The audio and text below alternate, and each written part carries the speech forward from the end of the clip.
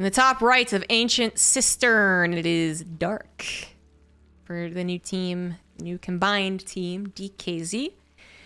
In the bottom left, we have Oliveira, also on the combined team, DKZ, so now teammates. Apparently, this best of 5 finals for the most recent EPT Korean Open Cup was a banger. So I am hopeful. Sometimes people don't, in my opinion, accurately assess what a banger is. You know, some people see a 40-minute long game, and then it's like automatically a banger to them. And I'm like, that's not... Someone who casts a lot of Swarm Host. that's not true. Or if it goes to all 5 games, all 7 games, it's like, it's got to be a great finals, right? And it's like, well... I would actually take a really awesome game, 3 awesome games in a row, but it's a 3-0 at the end of the day, over a 3-2 that's just like every game's like, oh, okay. But pretty cool to see Oliveira in the finals of this Open Cup. Again, he is a Chinese player, but he's like kind of almost adopted Korean. Maybe that's rude, I don't know, but he plays a lot on the Korean server. He would live a decent amount in Korea as well before, the world went to shit. And he does play a lot like a Korean Terran. Not that we really have a definition of what a Chinese Terran plays like anymore. It used to be that the Chinese scene was very unique. So the Taiwanese scene is still pretty unique, but the Chinese scene used to be very unique and very, very popular. If you were watching NASL, very old school, back when Roddy was casting it too, then he was a big fanboy of a lot of the Chinese players. And they would all have these very different styles of play. It was clear that they were playing in their own server, and they were learning from each other as opposed to, taking on the attributes of these other players from other regions. But eventually, it became very clear, of course, very quickly, that Koreans were the best, and if the Chinese players wanted to continue to compete, they could no longer just be kind of wacky and weird. They really had to have the mechanics and the streamlined builds that we now know today that basically every top tier pro gamer does.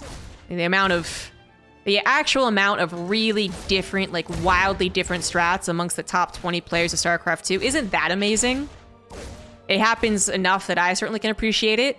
And if you're a high level player, you can appreciate all the like little details that can change. But, I think if this was 2011, Oliveira come from the Chinese scene, it's not a third CC that's building, it's 2 Starport. Which, it's kind of a bad example, because Oliveira did do that in Katowice. Do you get what I'm saying? You get what I'm saying? So Oliveira does occasionally bring out some of the weirder strats. As far as Terrans go, I would put him closer to Beyond type style than I would, like, Maru. Maybe I have to think about that a little bit more, but yeah, I think so. Right now, it is a third CC. Regular Hellion build. Dark just showcased how powerful he was in the late game of this matchup. But don't mistake that for being the only part that he's powerful in. Again, that one game that he lost against Cure today was because he cheesed unsuccessfully. That just puts him in a bad position. He is good in the early game. He is good in the mid game. He's good in the late game. He's 9 out of 10 on everything at least.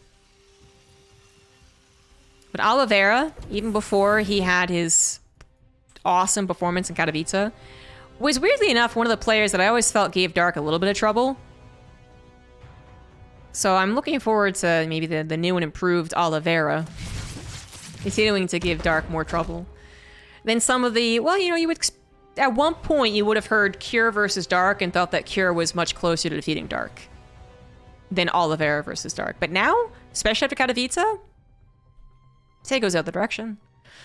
And these two have had such amazing games. I have yet to forget a game I cast like 3-4 years ago at this point where they did end in a base trade. Quite literally 5 units versus 5 units. It was pretty awesome. 40-minute game. We'll see if this one gets that near that level. And around what year did I assess the world went to shit? I'm talking about COVID, of course.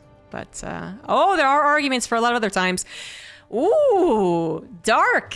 Going for a Ling Queen Nidusworm against a Terran player. Now, this can be very effective versus Protoss, because they still are ultimately on very few units up to 5 or 6 minutes. Terran's definitely different. Like, they still also have few units. It's a very early stage for an all-in, right? So that's the whole point. I have units you don't because you're trying to macro. But Hellions are very effective against Lings in ways that, you know, the number of Adepts or Stalkers aren't as a Protoss player. And then, yeah, the Queens are a problem, but especially thanks to the Queen Transfuse change, they're not as big a problem. And they were already maybe not the biggest deal anyways. Healing the Nidus was always what they were used for, right? And then helping guard the Nidus against Banshees. But, you know, going off of creep, they were going to be massively less effective. So it looks like Oliveira actually figured something out. He had Marines checking for this exact thing. So it's also possible that Dark had done this to him before, and he was just like, not again. Because that was perfect. Marines there, unnecessary SCV pool because the Banshees ended up arriving too. He kills the second Nidus Worm as well, and this is a disaster for Dark. To lose the first Nidus Worm without doing anything is already pretty bad for the Nidus Worm all-inner. A second one going down, the Hellions barbecuing all the Lings. Like, no, Dark doesn't win from here. No. I do believe we'll have a similar start to this best of 5 as we did to the previous best of 3, which is Dark tries to cheese, fails, and then brings it back maybe, I don't know. Finally gets a Nidus Worm up, but it's number 3. That's a lot of extra time that Oliveira had to produce units from his production. That got all their add-ons finished up. Nidus Worm in the natural is a bit confident, isn't it? Tank could fire that, but it's currently focusing the Queens, which can't transfuse each other. None of them are on creep. There we go. Backs away a little bit. The Banshees take care of the Nidus Worm anyways. Nidus Worm in the main this time around is going unnoticed. Uh-oh, SpaghettiOs. Now that would not kill time, just to be clear. Like, it sucks it gets up, but you shouldn't lose because of it. The Hellions still doing a great job against the Lings, so we're really only talking about one portion of Dark's army really being available at any time. And there you go, Marines stim up against what is only Queens. Yes, they're on creep so they can transfuse, but no reinforcements. The Nidus Worm gets gunned down. And there you go, GG. Oliveira with an excellent defense. I don't know if he read into it. I honestly don't. He might have seen the lack of... Oh, he might have seen the Nidus Worm much earlier than I thought he did. So that would explain it. You know, seeing a Nidus Worm, I think you know there's a Nidus Worm. When did he move his Marines?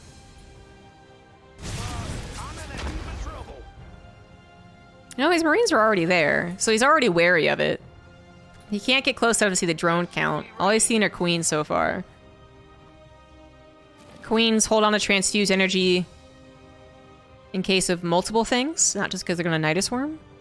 I think he was just wary of it. Seeing Lings try to sneak by happens regular TvZ as well. Yeah, he looks like he was so aware of it. Anyways, GG, moving on to game 2. Top left, now on Dragon Scales, we have Dark. In the bottom right, it is the blue Terran Oliveira, who successfully defended a Nidus Worm. So much so, it was so successful that it really looked like he knew it was coming.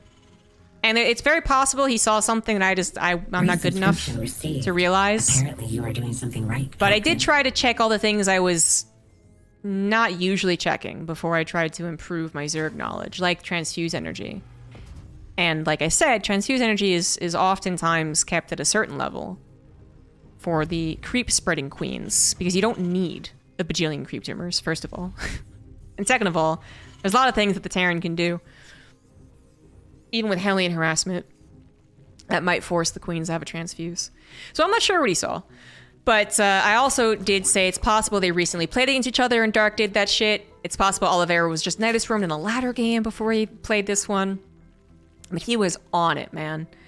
And he might say as well that there was no reason not to be on it. Nothing else was happening in the game. He just had to make sure that he kept his wall up at the front and defending against Nidus Worms, because he was still building up his macro. And that is true, but we know there's tons of opportunities. There's tons of examples of Terrans literally staying at home and doing barely anything and then still not scouting for a Nidus Worm. It happens all the time. Thank you, Prometheum, for the 31 months. But it is like, at the very least, the start of the last series, which is that Dark did a cheese. It didn't work. And it works so badly, doesn't work so badly, there we go, that he has to basically tap out once it's done. So not a great start for Dark, but he is not going to be deterred to cheese. He is going to go for pull first into Roach Warren. This was very unsuccessful against Cure because Cure scouted it so correctly. Not with his SCV scout, but with a Reaper scout right here about, which is definitely enough time. Oliveira, also doing an SCV scout, has done the exact same thing that Cure has done. He's pulled away as soon as he saw that it was a pull first. That lack of hatchery being done and creep being spread. His Reaper needs to do what Cure did. It needs to go out on the map to see if roaches are on the way. The longer it doesn't do that, the more that Dark should be successful with this. And I am worried. You gotta be sus, yeah, because Dark does this a lot, honestly, but also just in general. His scout on the roaches is going to be considerably later.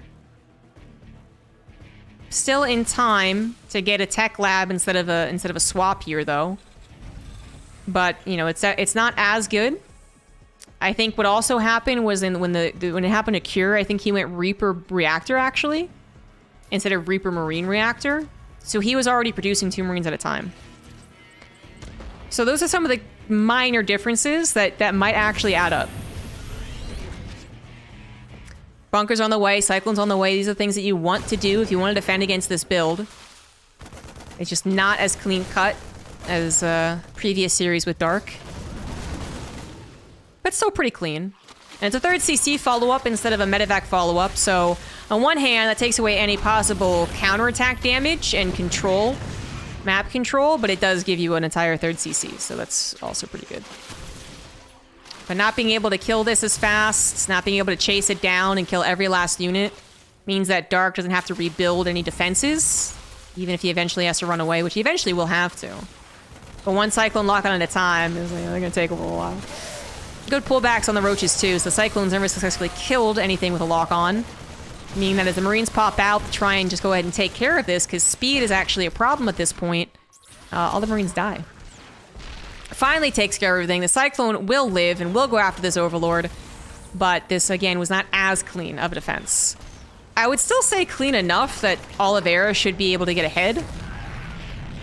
But this is what Dark did versus Cure. He added on a lot of Lings. And then Oliveira is not going for Hellions. Cure added, he swapped to the reactor with his factory after he got 2 Cyclones. A tank might sound like a great defensive unit, guys, but it's really not, especially if you don't have a wall. Much prefer having a couple of Hellions. Now, the Lings have been scouted out by this little task force, but many of the Lings have already... Oh, clutch timing. Have already gone across the map. That was really clutch. I did not think he was going to get that wall up. Not bad, not bad. But still, the tank isn't as useful as maybe some people think, because I know a lot of people do just default to building a tank right off the bat. One, the tank only has limited range. It has to stay in place and has limited range, so supply depots go down, SCVs go down, command center has to be wary, so on and so forth. And then it has absolutely zero chance of doing anything else besides defending. It does not go out on the map. So Hellions, they defend the Lings, they go across the map, they kill a couple of creep tumors, they race back home to defend more Lings. Tanks can't do that. So this is a lot more awkward than the Terran actually wants it to be, honestly. This is of course, a dedicated attack from Dark. So he's built Lings instead of drones. And it's something you always have to remember when up against an aggressive Zerg. But it still is a very awkward situation for the Terran. If this was a 2-base all-in, and these tanks were being supplemented with Stim 75% done, Medivacs on the way, and all the Marines, then Dark would be in a lot of trouble. But I think with the timing of everything here, Dark probably figures it was a 3rd CC. You know, there was no starport, and the chances of a 2-base all-in is really low in general. So yeah, then tanks just like they're not going to move out and attack you. If they move out and attacked you, like this army right here with no stim, it'd be the weirdest attack. It wouldn't work. So Dark has a lot of time to play around. He's got Lings that once again can threaten run-bys and counterattacks. He's going into a relatively fast +1 Carapace, so he actually might believe this was a second Barracks quickly. Because that emphasis on +1 Carapace is a common response to a 2-1-1. It's possible.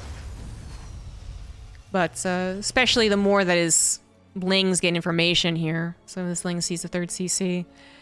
The more that I'll have in mind what exactly it is. So he's getting his set up pretty well. 4th base on the way for Dark. Creep Timber's finally coming down. Macro Hatchery on the way. And Oliveira is just now finishing that stim. Medivacs do pop out, and this would not be a bad army to push with. The tanks might have to sacrifice themselves, but then the drops could go out. Yeah, okay, that makes more sense. Keep the tanks at home, do the drops. The tanks are a little vulnerable if all of the Lings hit the 3rd base right now. But fortunately, that's not the timing here. And in fact, it's now the 4th base of Dark that is vulnerable, as the double drop of Oliveira completely unloads, completely undetected, kills an Overlord, goes for the hatchery. I'm not sure that's going to be possible. +1 Carapace is done for the Lings, making their surrounds very effective. Plus, the Terran didn't have combat shields. So all it did require were Lings. And yeah, maybe gunning for some of the Queens or some of the drones would have been better, but oh well. Now, as things really do calm down, what happens here? We got 7 worker difference. Dark adding on 6 more, going up to Infestation Pit. Working on now is 1-2, because he did go for the faster Carapace. And I guess he's going to go into a fairly quick hive. Oliveira is moving out. He's leaving his home relatively undefended. Dark doesn't have a run-by setup. Second factor on the way, actually, quite quickly for Oliveira. And then onto a 4th CC. Suppose the other way around. There's the Ling run by, hitting that undefended 3rd base. It's most of Dark's Lings, though, so what is at home? Slow Banelings and a very small amount of Lings that are just going to go ahead and turn into Banelings anyways. 13, 14, 15 plus SCVs have gone down. This tank, I guess the supply depots weren't raised, or there was an issue. Yeah, the supply depots weren't raised too late. Tank gets destroyed, SCVs get destroyed, and the natural could also be, destroyed as well. There you go. Dark now actually has the opportunity to give up this 3rd base. Before all this economic damage was done, this 3rd base was not something that Dark could give up and still plan on winning this game. But having killed close to 30 SCVs, with still some Lings able to come back home to help out, I do think Dark is making the proper call. Now this is the 3rd base, with the 4th base on the way to the top right. Plenty of drones, only long distance mining, but still mining. They're still alive. Oliveira not only losing all those SCVs, but losing access to his 3rd base, not able to replace the SCVs because he got severely supply blocked. Only now being fixed, and even then, not actually. He's still supply blocked. And 2-2 at least starts up. At least Oliveira's got something. But he did not make enough headway with his attack. It can't go fast enough, because it can't get on that creep and go up against those Banelings and now have the roly-poly, or bad things would happen. The tanks, actually... I mean, 2 of them were sieged, but they kind of helped to block out the Banelings to a certain degree, and now there are no more Banelings. But, okay, Lings and Banelings back on Oliveira's side. That's why there are no more Banelings back at home. Mass transfuses coming down to try and tackle the last few remnants of the Terran army. And with the Medivacs running out of juice, they actually do a damn decent job. Oliveira's base has been entirely overrun. He is down to just the 44 army supply that I don't even know what it really entails. I guess he got this 4th base and is trying to collect everything together, maybe hoping that he can have an emergency last-second victory. I guess Dragon Scales and Oliveira, and almost winning versus a Zerg. Name a better duo, guys. But he will not be winning this game. 5 Marines will not do the trick. GG. Dark ties up the series.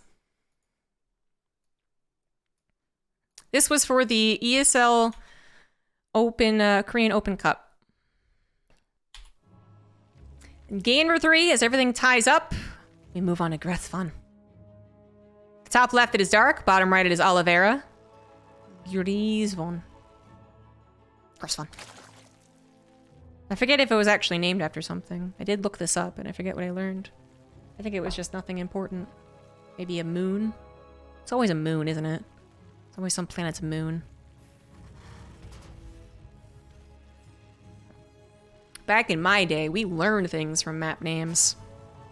King Sejong Station. Who's King Sejong? Like the dopest king of Korea ever to have lived. He created the Hangul system that allowed the poor and uneducated to actually learn how to read and write. Now, I actually already knew that because I took a Korean lesson. They taught it in Korean lessons. But if you didn't know and you were curious, you could have looked it up. Daedalus Point. Who's Daedalus? I know because I looked it up. Daedalus is the creator of the maze that housed the Minotaur.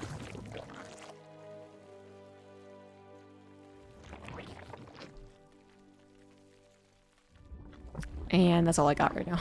That's all I got now. I know there was definitely a map that was named after like Jupiter's moon or something. And it's always the moon, I'm telling you. But that's all I've got for now. I'm sure if there was other... If I looked through all the map names that have ever existed in StarCraft, I'd continue learning stuff. But let's forget about learning and focus on StarCraft. One Racks Command Center. No early cheese from Dark so far, but we did have a 3-base Ling Nidus Wormhole lane, which again is quite uncommon versus Terran. And did not work. But it was because Oliveira seemed so psychic. He seemed like he just knew it was going to happen. Again, this is from the EPT Korean Open Cup. This is the finals. Both these guys playing some pretty fun best of threes to lead up to this point. Came here for slaughter and carnage, not for learning. Next thing you're going to tell me is you got book learning to teach us. Books are bad, okay?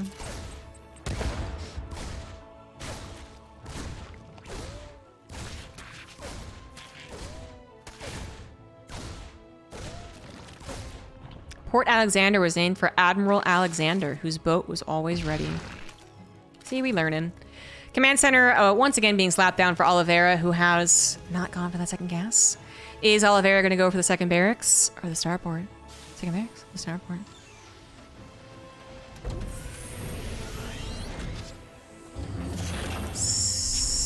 Starport. Because Dark is doing normal things. Normal things the Zerg normally do. So it's all about what Oliveira is choosing to do. Now, Dark has been the one dictating the pace of the games for the last couple, but finally choosing to just play it macro on a very large, expansive map, one which he does seem to do well on. I mean, it's sometimes because he's facing Cure, and I think it may be more Cure's not that great on this map. But it also could be that Dark's really good on the map to not be a Cure hater. So there's that. Dark does throw down his 330-ish Roach Warren, which he sometimes uses to attack and sometimes not.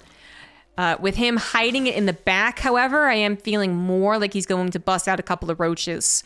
He also never got speed, which is something that Oliveira has probably picked up on, or should definitely pick up on now.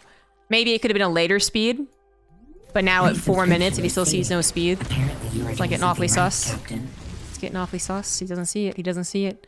Dark's holding the slow Lings back in his natural for emergencies only, just in case the Hellions ran in. Thank you, Frog, on Unicycle Vape for 21 months. But you know, I said that he sometimes does, sometimes doesn't. There we go. I was, like, everything pointed to him actually doing something sneaky, not just a, oh, well, you know, I won't do it anyways. The Lings being held back, no speed at all. The Roach Warren being more hidden than it was in previous games where he just slapped it on the front. No, he will still be the one to really set things in motion, as Oliveira is just la-di-da-da-da-da. Fortunately, Oliveira was la-da-da-ing over into a Banshee. If he had gone for a 2-on-1 setup, it would have been really weird. The amount of Marines with an SCV pool might have been fine against it, but it's really quite weird. It's still potentially weird. If the Roaches pop up on the supply depots before Oliveira figures this out, you know, and has the Banshees tackling them, which, oh my god, these Hellions miss it entirely, then that's already pretty good news for Dark. The Banshees will eventually take care of the Roaches, and this is not a complete all-in from Dark. There's not Speedlings included here, so this is only Roaches. And only Roaches, they don't get into every nook and cranny, they don't get into every single base. Like, they're a little less dangerous, they're a little less lethal.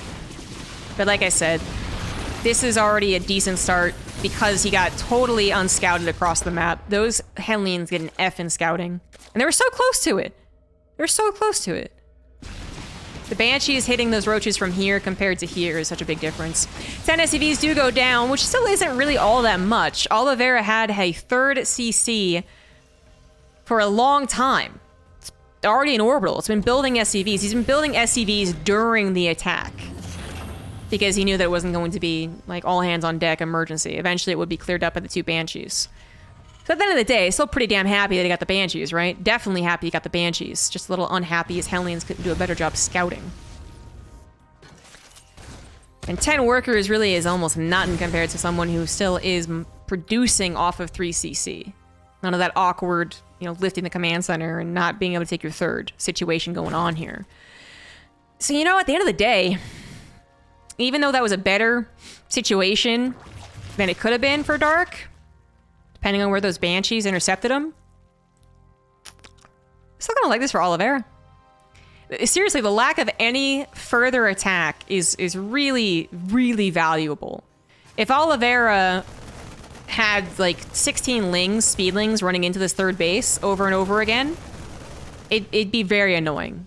The Hellions come back, and the lings run away, and then the Hellions go out, and the lings come back, and then you deal with that with your reinforcements, fine, but then you move out with reinforcements, and the lings come back, and you get the picture. But he has really almost flawlessly moved on from defending the roach attack into being a 3cc setup. No big deal. Banshee did a little this or that. Hellions tried to clear out some creep tumors, and now he is ready to go with double medevac drop, stim, 1-1 almost done, combat shields on the way. Oh, and look at this. 3 extra barracks on the way as well. Oliveira going for an 8 racks attack. Ooh. Dark is going up into a hive. He's got 4 bases, 80 drones, supply blocks. Going up to a hive.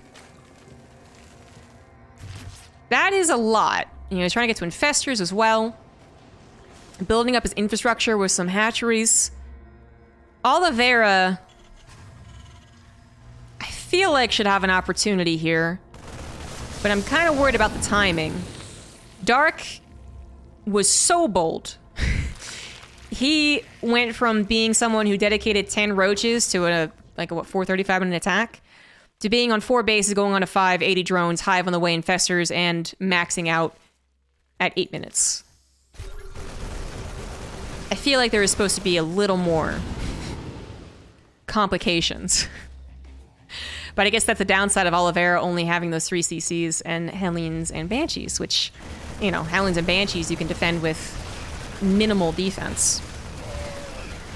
So Dark does do a great job of fitting all these things in, man. It's just like squeeze them in.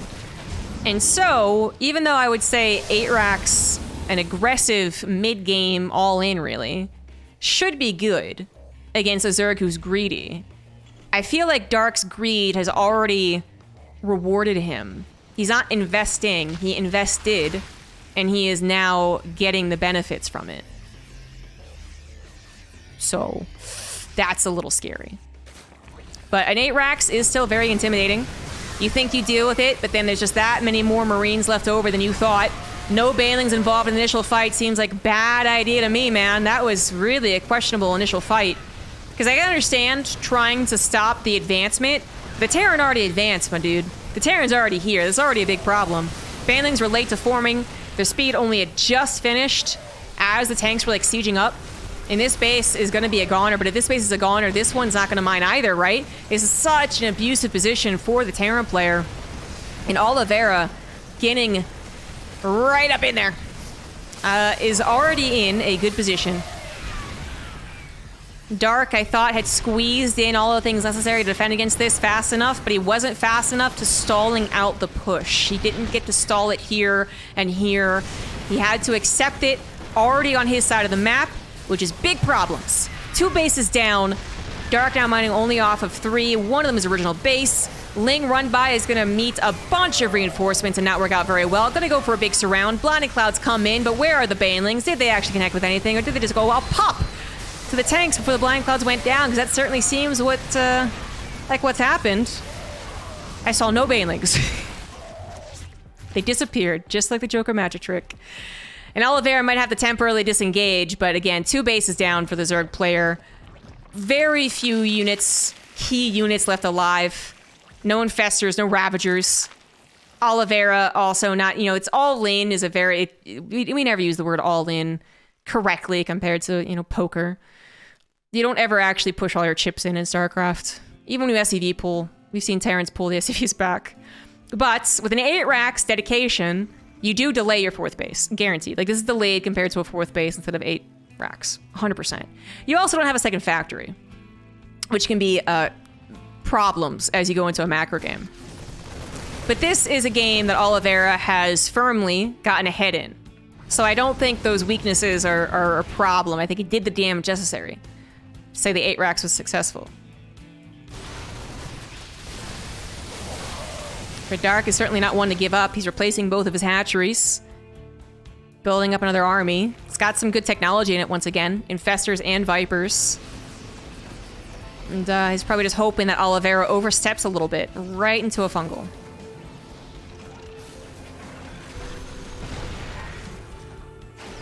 And again, this abusive position. So hard to crack. Nope, nope, nope, nope, nope. Good fungal and all that. Oh, good fungal. Oh, shit. The drone's going down as they definitely should not be mining off of that base, only just now having the APM to pull that back. Dark is much better off hoping this one actually activates so he can start mining over there. His drone count now looking quite poor as well after all these drone losses. And once again, he is looking at losing 2 bases for the price of 1 push. Oliveira just keeps abusing this position.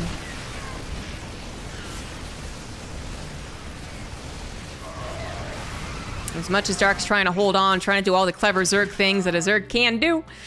Run-bys, intercepting reinforcements, getting the spell casting down.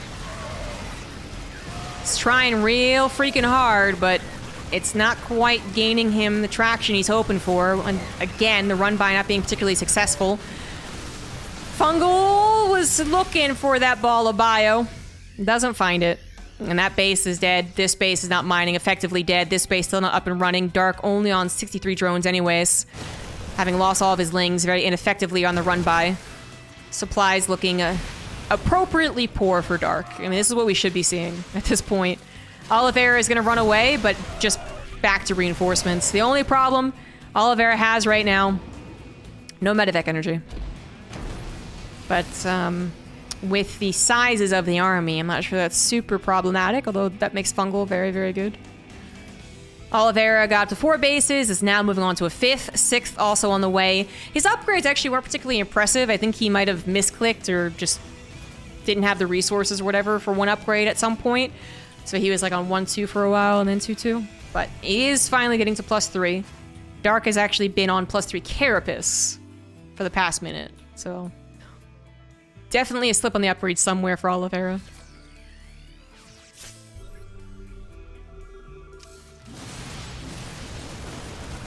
Now completing his 2nd factory. I mean, that took a long time. Still need to get more medevacs. I don't know what's going on. He has a reactor on them, but he's only building 1 at a time. Dark is not one to give up, is he? Jesus Christ. And I think Oliveira is also a bit shocked by this. He's expecting this attack to be capable of being kind of brazen. You know, I'll just like throw this attack over and it'll be fine. Because he probably was focusing on this drop and this drop as well, and that's why he stood his ground so long in the middle. But none of these attacks are getting as much as Oliveira is hoping for, and as I'm watching all of them fail, they were actually just sacrificial. They did not get very much. Oliveira is not in a place where he's going to cry over that. 3 failed drops. But that's not a good sign. You just lost some of that army that could have been here already. It could be maxed out already. And you were unsuccessful in distracting the Zerg player from not being on the front lines, which really would have been one of the best things about those drops. So Dark is ready to tango on the front lines. Now, is he actually capable of it? I don't know. But he is aware, and he is going to try and take the best fight possible. Fungal's coming down, Corrosive Biles and Baneling's trying to get those connections. And, you know, a lot of things did connect. Dark holds on for another... I don't know. You can't use distance in this. Another, screen. Because what he's trying to do is not let the tanks get any closer to this hatchery, right? If he can stop them right here, that is so much better. So he's holding on to this screen's worth of space. And he has this base up and mining again, the middle one up and mining, and this one has been happily mining since the last almost game-ending push down the middle. And Oliveira is not going to have an easy end to this game.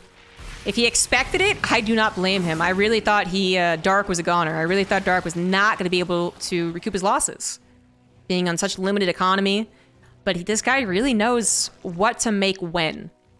And that is, you know, very, very good for Zerg. The way the larva works.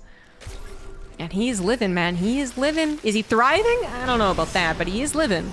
And he's starting to thrive. If he gets his other base up, I'm going to be like, what? Stop. Hold on. No. Oliveira is happily mining off of all of his bases with a couple extra orbital commands. He's getting into his ghosts. He finished up his +3 attack, although has yet to start up his +3 armor. But it is a much more even game than I was anticipating. And in fact, if Dark does have a stable economy, then he will now start to do what he's so good at, which is going for these attacks. He does use a lot of Ling Baneling to kill that planetary, but I would say that was worth it because he is holding back at home. This didn't cause time to go, oh shit, I can win now. No, he couldn't. The barrier of creep plus Banelings plus fungal is a little too strong. So Oliveira going to be quick to replace that top right base, but is not making much headway on the front. Despite that lack of creep that Terrans are, you know, usually gleeful. They're like, oh my god, no creep, oh my god. Dark is not giving up any more ground. He's like, no. Spells. Spells, spells, spells, spells, spells, spells. Corrosive Bile, Fungal, Blinding Cloud, screw you.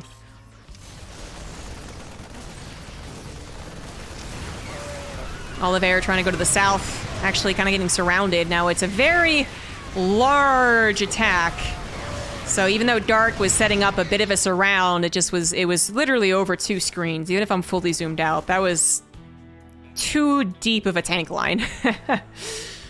So that didn't work out as successfully as Dark was hoping for. And we have literally just tanks and ghosts right now.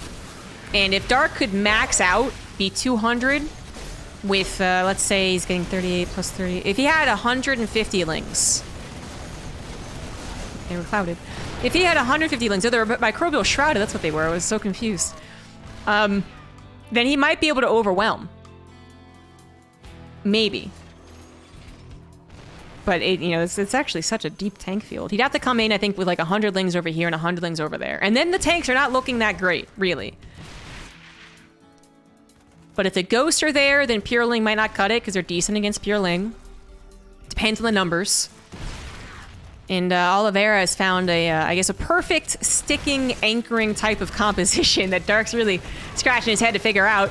So I guess when you can't break them, avoid them. Ling run by over to that third base yet again. Totally undefended this time. So the most successful attack on this base so far, and drones even want a part of the booty, I guess.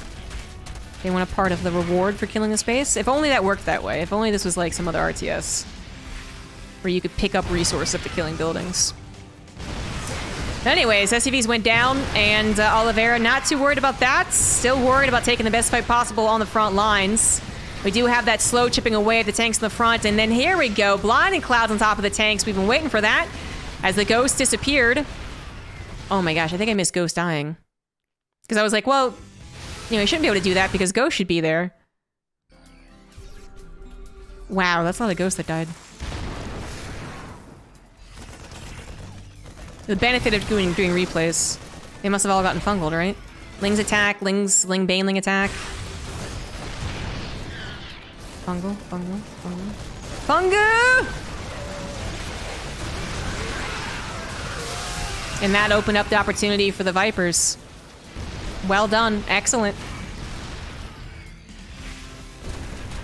The Ling run by not only doing damage, but then also bit of distraction. Made Oliveira a little bit antsy. He wanted to use his ghosts and use them right into the face of a fungal. And here are those blinding clouds I was talking about earlier. Finally clearing out all of these tanks. Those tanks took forever to build up from the factory. And now most of them are dead. Dark was on death's door for a few times in this game. And now he leads in the supply. And can't kill a Liberator. Okay. scan reveals that there's not an overwhelming number of bases for Dark. All right, that was the Am I Screwed scan. Vespine geyser exhausted. Maybe he would have also dropped up there, but that looked like an Am I Screwed scan to me, honestly. And with that base not mining, he says, I'm not screwed. Like, this isn't the worst case scenario. This base also isn't up and running. Dark is not rich out of his mind. And I still have orbitals and command centers. It's the SCV side over here, but not the planetary. This is a planetary as well. I mean, Dark has to continue taking very good fights, and he's trying to with the Infestors, getting all those fungals, Parasitic Bomb as well, Corrosive Biles, once again helping to take out some ghosts. Dark is taking those good fights, and Oliveira maybe should not have been out on the map at all. Had he stayed defensive at home and just let these bases get back to mining, which they only recently did, he might have been able to build up an army and get maxed out potentially the same time Dark did. Because that engagement happened around more like 150. And Dark is reaching for money right now. He is not mining very much. But Oliveira was out in the middle of the map, and that was a perfect opportunity for Dark to take the engagement. Oliveira, did he give too much? Does he actually have a second chance in this game? His production has yet to be camped, and he is still mining happily off of 3 bases, the top side. And here we go. Ghost getting some snipes off. Tank getting some shots off as well. Very few actual attacking units left over there from Dark, as I think he made a mistake. He should not have gone up that ramp, but where else exactly were he supposed to go? He couldn't have really taken down any of these planetaries with the army that he was throwing at Oliveira's natural. So... but at least he could have saved some of those units, right? At least he could have saved some, but he really wanted to get on top of that production. Oliveira had just enough reinforcements to hold on. But he did make that pretty big mistake earlier on. I think that's still affecting him. 66 workers mining fairly happily off of 4 bases, and yet Oliveira only now finally seeing a boost to the supply as he finally gets around to producing. Here come the shark attack. Here come the shark attack. Shark attack. Shark attack. Nothing looks juicy enough for him to shark attack yet, and as long as he is undetected, he's gonna wait for a better opportunity. Donut. Donut. Donut. It's not really about the snipes, by the way, so he could EMP the ghosts, but it's not really gonna do a whole lot. Oh, that's a lot of lings. One of mine's hit the Marines, of course, as well, but that was just enough reinforcements. Don't want to lose the orbital. Having this base every so often is nice, but keeping the orbital alive, I think, is the nicest thing about this. Taking the high ground. Okay, gonna help out. Dark finally gets this base, and he's also gotten this one, the one that was scanned, but they're not up and running yet. So Dark, as I was pointing out earlier, is really struggling to get money. His mineral is not that bad, but his gases haven't been taken, and he was spending more minerals than maybe he should have, trying to force the game win. Ooh, good EMP. Good EMP. Did he see? He must have seen that, right? I have to rewind. I'm sorry. I gotta look at this from the Terran's point of view. Oh, okay. No, he scanned. Okay. Phew. Okay. I was like, no way he actually saw a shark attack. No, he scanned. Completely missed it while I was paying attention to a billion things at once. And that was a good EMP, but he's still forced to evacuate. Tons of Lings trying to end this game. Very few Banelings. No more spells being cast. This seems like a recipe disaster for me. Dark probably should have given up on this attack as well. He went way overboard. He did not expect the amount of reinforcements, I guess. But that was mostly Ling. There was like 4 Banelings involved. And that way that planetary was going to be cracked in decent enough time to be worth it. And now Dark... his army supply looking quite low. Oliveira able to escape with a decent amount of units every single time, thanks to nothing really stopping the medevacs from picking up. And Oliveira is going to continue to reinforce, leapfrog forward with the tanks that he's once again producing. Getting snipes whenever he can on some of the key units, which now it's only 1 infestor. Oh my god, the Wood of Mine shot. Oh, just obliterated so many units. And Dark doesn't really have a lot of supply to start spreading around the map, so Oliveira's drops are going to be perfect. There's nothing to defend him. You're going to rip and tear through the drones, through the hatcheries. Maybe not the drones. They will successfully evacuate, I guess. That is a very odd drop, I must say. One of mine might have killed some ghosts. I think there was 5, now there's 3. Ah, and a fungal. Okay. Ling run by, once again hitting this third base, but there are some sneaky units forced to divide every single time a Wood of Mine shows itself. Tank's getting tons of shots off. And that was the only thing Dark really had, was that run by. So all these little units helping out the defense, allowing Oliveira to focus on this attack, of which nothing was helping him to defend it. Dark was out of steam. He loses a game, which I think he was kind of supposed to lose from minute like 15. But this is a great example of how Dark can bring back games that look very difficult to bring back. Maybe not impossible, clearly not impossible, but very, very difficult to bring back. But Oliveira persevering, pushing through, and getting a point above his opponent in this best of 5. Let's go to game 4. In the bottom left, once again, down a game, he is Dark. In the top right, we have Oliveira. Thank you, Cononist, for the tier 1 sub. Thank you for the nice words. So cool Gressvan game. Gressvan has been giving us a lot of action-packed macro games in many of the matchups, actually, but especially TvZ. So, almost guarantees a macro game. And usually has that back and forth action. Sometimes they're a little boring, not gonna lie, but that was a good one. Oliveira went for a 3cc. Dark did try a little bit of a roach cheese, but again, not all in. Had he all in, I do wonder if that would have actually done enough damage, because when it wasn't an all in, when it was just those roaches, killing 10 SCVs, I don't think was enough. But with speedlings, maybe there was a little more to be done, but that would have also made it a much more dedicated attack. So far, Dark's cheeses aren't really working. Nidus worms, and he roached. And then he roached again. That's right, 2 different roach games, right? Early roach games. The second game he did win, but not necessarily off the back of that roach attack. So I guess ultimately you would expect Dark not to go for more roach cheeses, because they aren't being super successful. Even though Oliveira has been going for 3cc builds, and you really do want to punish someone being that greedy. There's a reason that 3cc has become super popular, and I think one of those reasons is that Terrans got better at defending against almost anything the Zerg could throw at them, with proper enough knowledge. So you know when to get that scout and you know how to react to everything. And you know what to abuse afterwards as well. You don't just sit there and turtle because you're afraid of the big bad Zerg. So 3CCs are gotten away with quite often. They're not nearly as greedy as they would have been in 2010, I suppose. 3CC has actually been popular for some time. Once again, 3cc from Oliveira. So I'm not talking about it for no reason. It really is being done quite often. And Dark, well, if he throws in a Roachborn, it can be either at 330 or 430. It's basically the timings. He doesn't really throw down, I think, the Roachborn so much because he thinks his opponent's trying to be greedy.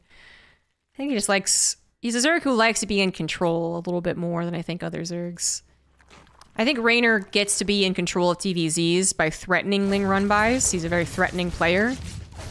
But it's more like an agile, high agility type of opponent that can be threatening. Whereas Dark is stats all into strength, all into just punching you in the face once. Makes me remember all those good days on the Warcraft 3 arcade, playing all those... What are they called? Like hero tournaments or something? Or you'd raise your agility, you'd raise your strength. And agility was super overpowered because it increased your dodge to a crazy amount. So high strength people couldn't kill you anyways. That was a secret to them for a while. Good times, man. I wish the arcade in StarCraft 2 was as cool as the Warcraft one. Hero Arenas, thank you very much. I knew some other Warcraft 3 nerd to get in here. Yeah. Eventually, the designers of some of those games did figure out that agility was a little overpowered, and they fixed it. But anyways, totally not relevant to a professional StarCraft 1v1 game. We do have 3cc building up to Hellion Banshee, so again, kind of a safer version of it. And Dark has not thrown down any of the early Roach Warrens so far. Yeah, Warcraft 3 was really just the epitome of the custom arcade game. I mean, even if StarCraft 2 came out with a good arcade system right off the bat and a good social network system right off the bat, which that's asking for too much. Chat channels in my game? I still don't think it would have been as cool. There's certainly a level of nostalgia and specific era of the internet that really made it so perfect, but I do think the StarCraft 2 arcade could have been a lot better.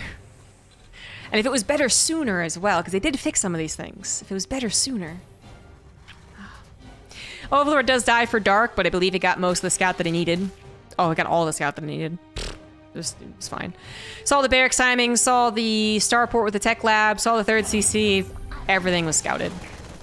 But it is kind of cheeky of Oliveira to use his Marines with the Banshee covered by the Hellions so that Lings can't stop this from happening. To kill 2 Overlords. Maybe he picked up on the previous games that Dark was a Zerg who did send 2 Overlords out to his opponent. Because a lot of Zergs don't. They send 1. And then the second Overlord parks itself maybe even all the way back here. I guess here. But, yeah, no, he gets 2. 1 sacrificial anyways, but this one was hoping to live a little while longer, and Oliveira says, you know what? 1 Banshee, not going to do a whole lot. 4 Hellions, probably not going to do a whole lot. Why not just kill a couple of Overlords? Hey, no Overseer. That's always a good thing. But the likelihood of killing a Queen, pretty low. Transfuse has come into effect. The lair was done, so an Overseer could have been on the way. Bigger, oftentimes easier grab are a couple of drones outside the range of the Spore Crawler, but Spore Crawler's detection range is larger than its attack range, so the Queens just need to be in position. And the Banshees, well, we don't expect them to do a whole lot, and they don't do a whole lot. But very conservative use of the Hellions here. Just keeping them basically at home this entire time. I don't think they've ever been on the map. Oliveira was a Terran player who was more prone to doing some kind of cheeky Hellbat timing attacks. Not off of 2 bases, which kind of suck. But a 3 base, no swap reactor to starport type of Hellbat attack, where he'd hit at this timing or around it with like 6 Hellbats. It caught a couple of Zergs off guard, and then it just, no, wasn't super effective. So he's not doing that, but I'm just pointing out he's been very conservative with his Hellions. Perhaps more fearful than any previous map or previous game of Dark doing run-bys. As run-bys have been a bit of a thorn in his side. They certainly complicated the last game. Excellent unburrow on those Widow Mines. They would have splashed all over the Marines. And while the Widow Mines don't get the juicy hits, the Marine Micro still ends up being pretty good. Hellions now joining on the fray, by the way. They realize they have an opportunity. Off creep that much, mostly Ling dependent. The Hellions are like, hells yeah, man. Let's go. And the armory is done, so they could transform into Hellbats at any given time. Banshees also being included. This might be a little more than Dark expected to tackle. He realizes now that he might want to buy a little bit more time. The Banelings get some connections, and that's what Dark needed. Those Marines going too far on to creep, not properly protected by the Hellbats. And Dark gets a very much a wiping your sweat off your brow type of Baneling hit. It's not completely over, but up until that point, that was becoming a scary push. But Dark holds, keeps some of his queens alive, goes back to injecting with them. 2-2's on the way for both players at basically the same time. And Dark does have 5 bases set up, just waiting to transfer some drones. Oliveira maybe even getting a little too fancy with his drops. It seems like it won't be doing a whole lot more. Trying to abuse some of the high ground, low ground. Okay, fair enough. As long as his macro is doing well behind this, which so far it's doing okay. 4th CC is 30% done. Drilling Claws, triple Widow Mines. Nice little wall at his 3rd. It's always possible Dark spends too much time focusing on these drops. Another drop off to the left. This is a Widow Mine drop. Little attack down the middle, clearing up some of that creep spread. Could be a 3 attack setup. Looks like it will be. And some very odd units in these medevacs, but annoying enough. Wouldn't mind in the main base. And then the drop trying to clear up even more creep, which it will be not successful in. Gonna have to skedaddle. Wouldn't mind. We'll get a shot. Decent shot, too. And the wouldn't mind drop in the main base never... Oh, went to the third. Okay. I was gonna say the main base isn't as juicy. The third base, a little bit juicier. 13 drones go down. Drop on the right side. It really is not a lot. It really isn't. Finally, it will be cleaned up. And the drops, with a push that was clearing up creep spread, now become drops headed into the main base. But Dark's getting a little tired of playing Ring Around the Rosie, chasing everything down. He just goes for an attack up the middle. There's that strength stat coming into effect. Punch him in the face. Punch him. When they're being fancy, trying to dodge around and be all mosquito-esque, being annoying, just punch him in the face. Just slap him. Bring the drones if you have to. There's a lot of drones being brought. I don't know why. That was a very quick box select, if that's the case. But things are getting a little bit too weird, honestly. Dark has not cleaned up these drops, although he's managed to avoid losing a lot of drones. Comes back from his attack on the third base to clear up this one. And, well, at the end of the day, actually, with all the drone pulls, he has stopped more damage from occurring. He's gonna save the Ultralisk Cavern as well. And it looks like he'll be in time to save this 5th base, so that's not so much of a worry. Oliveira lost quite a few SCVs. He has 4 bases, but the planetary is not done, and he's not producing off of 4 of them at the same time. And once, oh, that Widowmine shot was great! I was gonna say, once again, he might have been a little too over-eager to end this game. He was awfully low on supply, but that Widowmine definitely helped. Everything now collected together for the Terran player with 2-2 finished. Moving on the aggressive side once again, and trying to rebuild his SCV count at least a little bit back at home. Dark has to be careful. Where are the Banelings? 0 Banelings available. Hatchery does, in fact, go down. More reinforcements coming through. Another stim, however. That is quite dangerous, especially as the Ultras come forward. They do not have their armor, but is a mostly Marine force. So the Ultras still doing their job, helping out, and the Lings were trying to get that surround to help out, too. Pickup had to happen for Oliveira. Everything calms down for at least a second. And now, where is the game? Dark on 4 bases. Super comfortable at 11 minutes. Definitely needs his 5th one back up and running. Oliveira has been on 4, but then wasn't rebuilding SCVs. He was building 2 at a time for a little while, because his 3rd was lifted and his 4th wasn't a planetary yet, and then he just kind of had a gap. And now he's finally getting back to building 4 SCVs, but of course that is a big money investment. 200 minerals every single round. Maybe goes up to 65 and then stops there.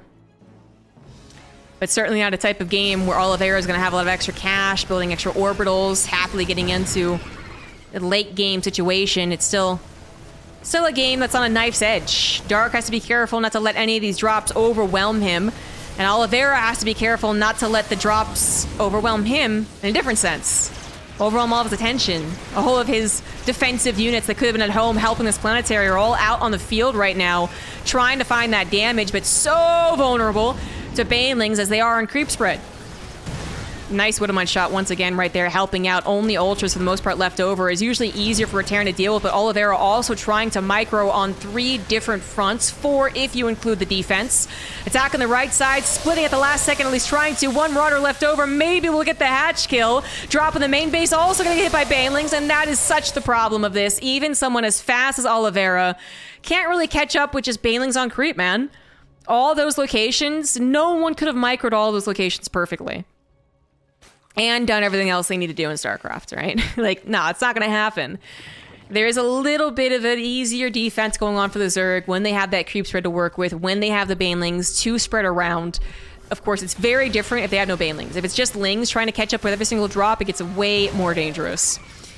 But Oliveira, at least able to stabilize at home. Building his 4th on location, actually. He's investing 400 minerals into this, by the way. And still a very, very, very heated game. Dark thinks that maybe he can defend back at home with the Ultras. One of them already going down, though, is not a great sign. So he sends a lot of his Lings across the map. But once again, Oliveira mindful of plugging up the hole, basically, in the natural. So at worst, he loses the SCVs at the 3rd, which is still pretty bad. But it could be way worse. Baneling's not quite killing some of these frontline Marauders. Medevac's already healing them back up, but the Ultra looking to chomp on them, chomp them down before they get healed up. Chop them! Chop them! Chop him! Good control from Oliveira. No chomp here today, but the fungal's gonna help too. Actually, mostly on the Marines, funnily enough. There we go, chomp! Chomp! There we go. One Ultra doing all the chomping that 4 Ultras couldn't do. 19 SCVs went down to the Baneling run by. 3rd CC gonna get landed once again. And the 4th is done. Turning into a planetary, but Oliveira, sub 100 supply. All he can hope is that Dark really did fizzle out on economy. That since he's been denied a 5th, he's just totally broke. But that's not really the case. Dark still had some mining left over on all 4 of his original bases. So he was mining steadily. It's still not that bad, actually. Look at the numbers here. That's not a bad income every minute. So Oliveira is in a decent amount of trouble. Hard to judge in a game like this. It could be that he did enough damage, but we see the numbers, we see the situation, and Oliveira is in a lot of trouble. Especially as things calm down and Dark gets a 5th base mining, and Oliveira can't even afford to produce 4 SCVs at a time.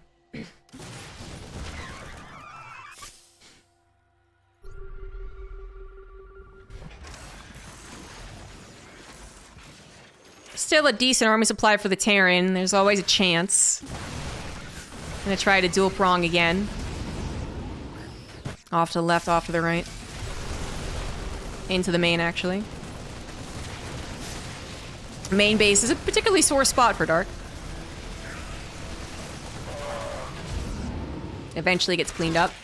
And the planetary, if it had been immediately repaired, still wouldn't have been possible to save that. Those are upgraded Lings with the Ultras to support. Planetary would have had to have something defending it. So that planetary has actually been quite the sunk cost, to be honest. I don't think it's really mined much at all. Or produced many SCVs. Good Woodmine shot. Oliveira down to 29 SCVs and not looking to rebuild. Not to say that he would have been able to win if he had stopped building SCVs and rebuilding force earlier. I'm not sure he would have been able to win with an all-in, but at this point in time, I think he's kind of realizing it's his really only chance. That's his... Oh, that was his orbital. So his orbital's trying to get a 4th. And, you know, rebuilding into a macro game is not going to work out here. He's kind of doing it and kind of not doing it. Occasionally some SCVs and then maybe not. Infestor looking for the shark attack once again. And Dark having really all of the room to play around with. Knows about this base now with the Sharky Shark.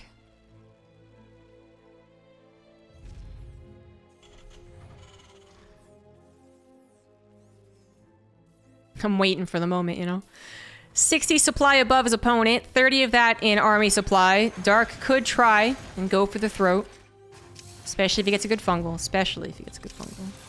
But Oliveira is doing some pre-splitting. He's building a missile turret. He knows Dark's tricks. But he also has to be defending against a lot of Ling run-bys on multiple points of his other bases. So that's a little difficult. 7 Overseers are on the way. What the hell? Why, though? Ghosts aren't even active here. And if you were afraid of ghosts, I mean, 3 Overseers would probably do the trick, you know? I'm waiting for a Changeling wall.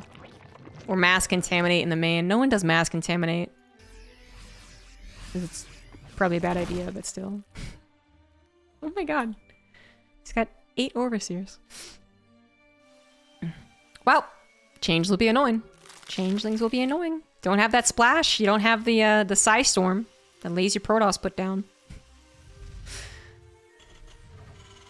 Oliveira, just thankful he can get another base up and running. Can't even saturate it though. There we go. It's 30 army supply down-ish, a little less than that.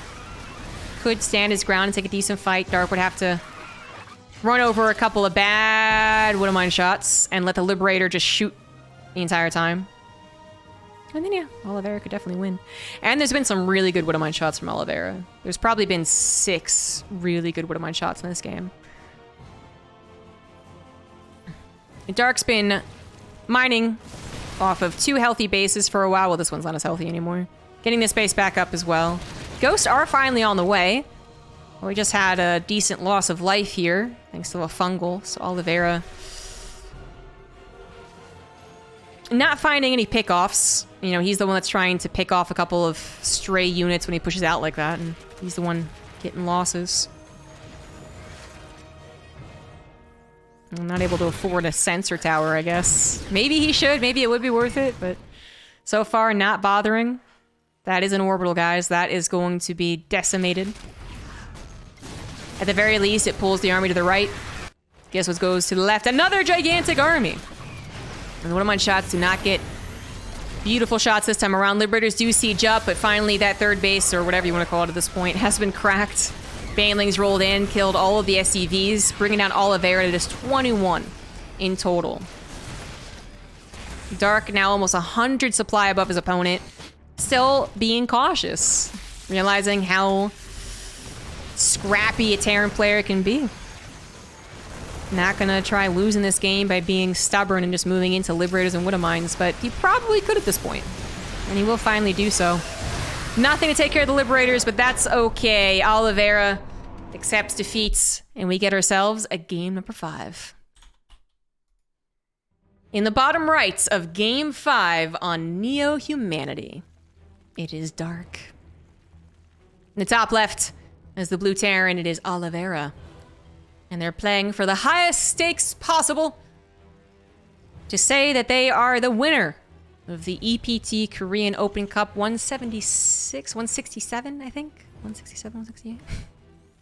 It's so important I can't even remember the number. It might not be the most important thing in the world, but we are using a lot of these Open Cups to determine how people are performing, right? Before we get into the meat and potatoes of the real StarCraft 2 season.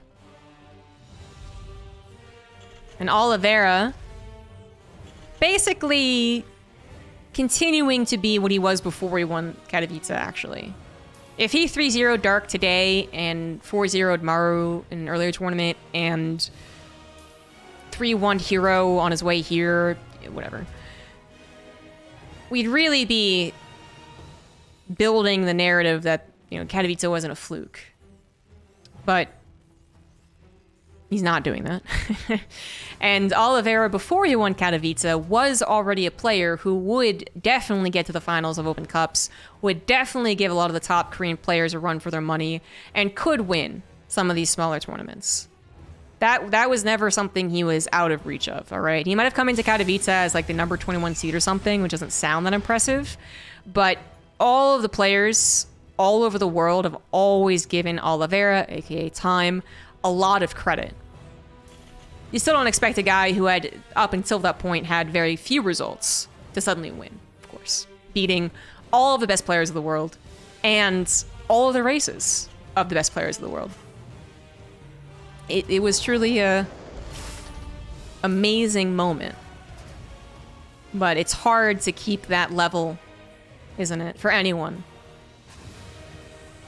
Plenty of very good players actually have a funny effect, you know, like Rogue, for instance. He'd win a GSL and then bomb out of the round of 32 the next GSL. But we're always watching Oliveira, watching him kind of like a side-eye, like, how you doing, what you doing, you know, what's going on there? Wondering if we have to change our minds about some things. And I'd say so far, it's actually par for the course. It's just really cool that Oliveira had that amazing Katowice run.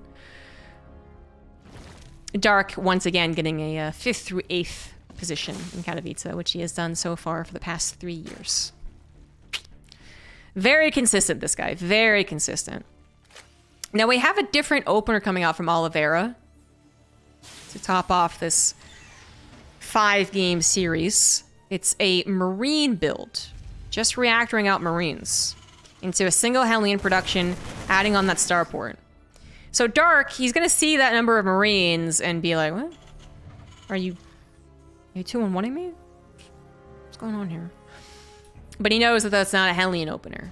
So it could be a 2-1-1. It could even be a very cheesy 3 or 4 racks, although that hasn't been done in a very long time. Or it could be this, which I would say is more like a Byun build, which is why earlier I said Oliveira would be more like a Byun Terran to me than a Cure or Maru Terran. Because he will do sometimes these odder builds, these less... Oh, damn it. I'm always kind of hoping that I can call a Viking Hellion all in. No. What is he going to use the reactor for, though? Is he going to do a Hellbat? Wait, but then why not use the reactor?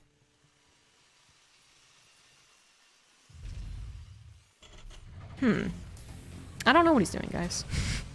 Third CC is coming down. Overlord could see that. It's not checking. This Overlord could sacrifice itself in the main and also just kind of be like, what the hell? So this is like a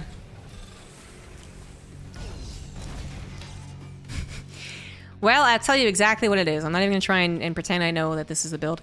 This is an 8 Marine drop with 3 Hellions into a bio build. You know, Stim and Barracks on the way. And a third CC. A very different opener. But there it is. There it is. Making sure to get those 8 Marines up in the medevac. Okay then, alright then. Now Marines and a medevac are a little bit of a different annoyance than just pure Hellions, right? Because they can shoot up. You can shoot these Overlords. And they can be picked up, where the amount of people using medevacs to pick up Hellions constantly is very, very low. The Hellions are taken care of. They did kill 5 drones though, and I'd say for 2 Hellions, it's pretty good. Wall is complete. That is actually a wall. Had to check though. And the Marine drop continues on. The other thing that Marines are better at are killing Queens, I would say. I mean, Hellions, if they're in a high enough number, eventually will do it, I suppose. But unstimmed Marines are a little bit better at it. Stimmed Marines, which stim is about 75% done, are really good at it. And that's what this can turn into, is just maybe more Marines than you would expect, because more of that time was spent building Marines early on. Very interesting. Not an advisable build for the lower levels, by the way, if you're like, oh, this looks fun. It probably is a lot more fun than a regular Hellion Banshee build, but it's also going to require a lot more micro. Third CC is now being planted down, wall is being recreated, and 1-1 has started up, temporarily forgetting that +1 armor. Double drop meeting up with the initial drop, making it 3 drops of about 20-ish Marines. This, it's not full one. The third CC, I guess, will not be mining quite yet. But Dark has no idea about the drop about to hit his base. Queens are there to defend. A couple of transfuses. That is it. Against that many Marines with Stim, yeah, those Queens, maybe they can buy time, but not a whole lot. I don't see any Banelings either. The Ling numbers are running thin, and this drop might do the trick, or maybe not. Maybe Queens are better than I guess I keep forgetting how good Queens are. Fuck me. I mean, that was a decent number of Queens, and there were a couple of transfuses, but like, what the hell? That was, I think, again, so it was 16 Marines plus, it was 20 Marines. It was 20 Marines with 3 medevacs. Up against 6 Queens, and one of them had a transfuse. Okay, 7 Queens, one of them had a transfuse. There's my office impersonation. Okay, well, that was going to be a lot cooler in my brain. Fortunately for Dark, Queens are still relatively tanky. They lasted long enough to do the damage necessary. Oliveira finally gets his 3rd base down again. 4th base quickly on the way, too. And now has a double-double. Good focus fire from the Queens on the medevacs. And that will, yeah, cause a sacrifice of the Marines. Oliveira going to pick up on the right side at the very least. And some roaches have made an appearance. I was totally focused on other things. Roaches! 1-1 roaches are on the way. These Marines were successful in killing the Queens. Finally, they weren't that good. Killing more drones as well. And what's really quite critical is also that Oliveira knows it's roaches. So now he should be a little more suspect of a potential roach attack. 1-1 roach might not actually be what's on Dark's mind, but you want to be wary of it. You want to be building tanks back at home, potentially even a bunker, and that's exactly what Oliveira is doing, realizing if this guy is trying to swell up an army on 1-1, I do not have a lot of army left over. I just lost a couple of drops trading out for economy, and maybe not even that much. So, I really need a defense back at home. And he absolutely does. Dark is absolutely going for the 1-1 roach attack, and Oliveira's army does not look particularly impressive. The bunkers will help a little bit. He's trying to position his tanks very, very well, but it's 1 tank! 2 more are on the way. If there was 3 tanks well positioned, I would have complete faith in this defense. 1 tank well positioned? I don't know, man. I don't know, Kev. Bunker gets taken down immediately. Other one's not even done. Tank is free firing away, and the number of medevacs is rather good. These Marines are not going down quickly at all.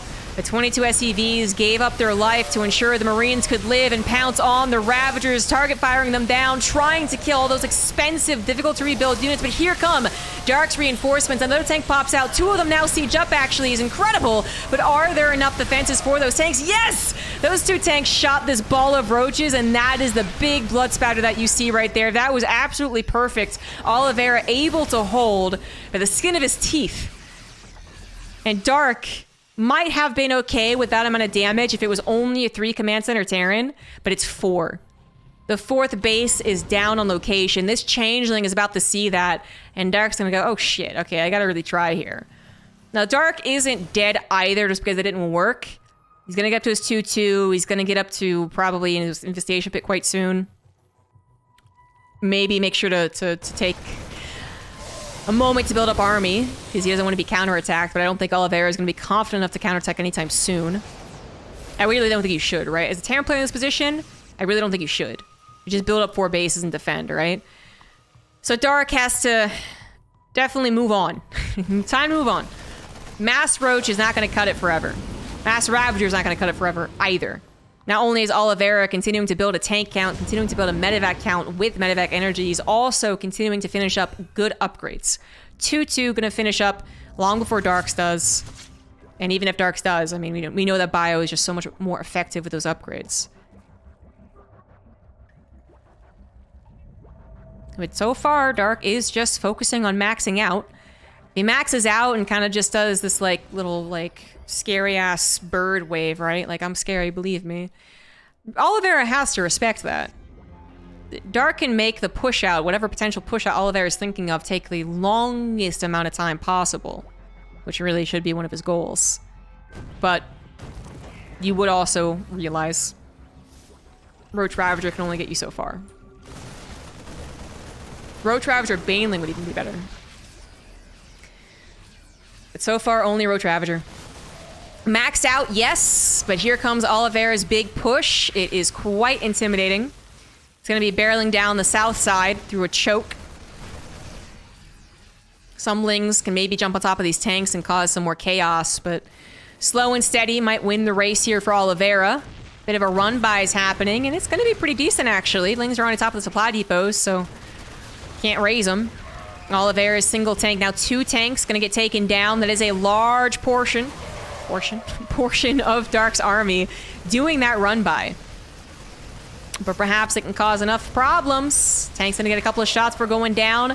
Main base should be under fire very, very soon. In fact, once again, supply depots incapable of being raised, and now Oliveira trying to move on to a different base. Has to be careful of the corrosive bios. He took down 1 base. He's looking to take down another while also keeping his tanks safe from the Ravagers. So far, so good, but Oliveira is losing access to his main base back at home. His reinforcements are being camped. He's currently supply blocked. His only defensive structure is that planetary at the 4th base, which at least guarantees him 1 base mining, but no producing. His barracks are lifting. His barracks are being camped, and those corrosive bios keep raining down, causing him to evade. And every time he evades, he takes some damage. Every time he loses some units to the corrosive bios, he doesn't have enough units to protect the tanks. And when tanks are alone, a couple of Lings will do the trick. Dark supply way higher than Oliveira's at this point. In army, in economy, Oliveira not having enough defense to stall out this run-by has cost him the game. If he realized that there was that dramatic of a split coming, and he had 2 tanks here and 2 tanks there, that's already a huge difference. And then he might have been able to buy enough time to get reinforcements. Because his natural being breached and his 3rd base being breached, I don't think actually necessarily kills him. As long as he can keep producing and build up another ball of army. But everything got hit. His economy, his production, his reinforcements, his supply. And now Dark has all this time to recover. He can rebuild this base, no problem. This base as well. Yeah, he's not exactly mining super healthily, but he doesn't need to be. He kept so much of his army alive on the front line, this line. Not sure what the front is anymore. And was capable of rebuilding the roaches that he did lose. So Oliveira now down 80 supply. Looks like he's not going to be winning this Open Cup unless a miracle happens. He does still have 4 bases, 3 of which are orbitals, so he can kind of mine, but 27 SCVs is abysmal. +3 attack is like, yeah, it's not going to make up for a 60 supply difference. Dark choosing the right time to split up his army like he did. Again, taking advantage of the fact that it can buy so much time as well. The Terran has to be so wary about running into the Corrosive Biles. And making sure that their tanks are sieged, because even if their army really is good enough with unsieged tanks to win a battle, it's not the battle you want to... It's not as good of a battle as you want to win, right? So you want to siege the tanks, dodge the Corrosive Biles, siege the tanks. It just takes forever. And Dark took full advantage of that. He is pretty freaking good at this game, man. And he is certainly one of the masters of Roach Ravager. Now he's just going for the throat. Just going to go for the kill. Oliveira once again having his natural taken down, his production camped. And the remnants of his army are going to try and make their last stand, but Lings, even coming in from that backside, are going to take out the effectiveness of the tanks. And that is going to be that. Oliveira fought damn hard to win against Dark. But Dark is certainly one of the scrappier Zerg players. And he wins this very, very, very back and forth, grueling best of 5. GG. Dark wins the EPT Korean Open Cup. Well played. That was a fun set of TvZs. Hope you guys enjoyed it. If you did like the cast, make sure to like, subscribe, comment, all the good stuff on YouTube. And I'll see you on my Twitch channel, Monday through Friday.